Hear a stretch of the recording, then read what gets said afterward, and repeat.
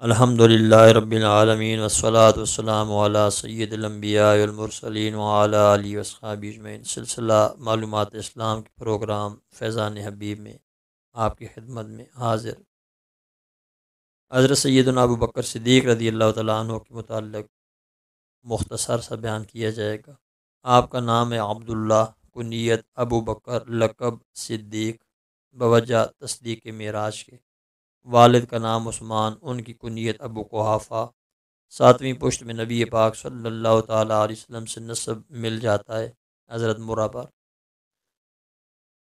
اسلام سے قبل بھی حضور کے دوست تھے، قریش کے سردار تھے۔ سب سے پہلے اسلام قبول کیا۔ اسلام قبول کرنے کے بعد ظلم برداشت کیے، ہجرت حبشہ کر رہے تھے۔ پھر ایک کافر نے آپ کو امان دی، پھر دوبارہ آپ پر ظلم ہوئے، پھر ارادہ ہجرت کیا۔ پھر حضور صلی اللہ تعالیٰ علیہ وسلم کے ساتھ ہجرت کرنے کا شرف نصیب ہوا۔ غار ثور میں 3 دن رہے، پھر مدینہ شریف تشریف لے گئے۔ مدینہ شریف میں آپ کی ملاقات حضرت حارثہ بن زبیر سے ہوئی۔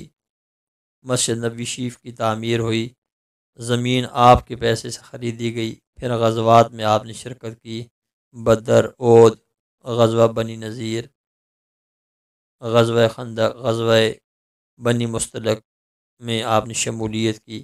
واقعہ افک ہوا، حضرت سیدہ عائشہ رضی اللہ عنہا کے الزام کے جواب میں اللہ تبارک و تعالیٰ نے ان کی 18 آیات سے صفائی پیش فرمائی۔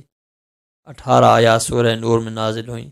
سن 6 میں حضرت ابو بکر صدیق صلح حدیبیہ میں شامل ہوئے۔ سن 8 میں مکہ شریف فتح ہوا، اس میں بھی پیش تھے۔ پھر محاصرہ طائف ہوا، پھر غزوہ تبوک ہوا سن 9 میں، اس میں بھی آپ نے شرکت کی۔ سن 10 میں امیر الحج ہوئے۔ سن 11 میں نبی پاک صلی اللہ تعالیٰ علیہ وسلم کا وصال شریف ہوا۔ پھر خلافت کی ذمہ داری آپ پر آ گئی، مختلف آزمائشیں آپ پر آئیں۔ مہم اسامہ بن زید دوبارہ روانہ ہو یا نہیں، آپ نے دوبارہ روانہ کی۔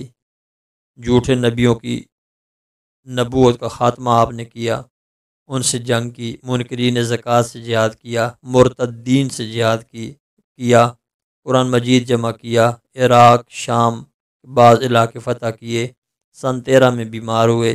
پیر اور منگل کی درمیانی رات کو آپ رضی اللہ تعالیٰ عنہ کا وصال ہوا۔ 63 سال عمر تھی۔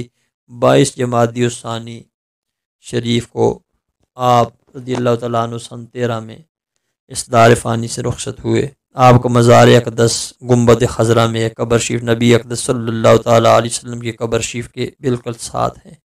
اللہ تبارک و تعالیٰ اس مقبول بارگاہ ہستی کے صدقے ہمیں بھی اخلاص اور للہیت کے ساتھ دین کی خدمت کرنے والوں میں شامل فرمائے۔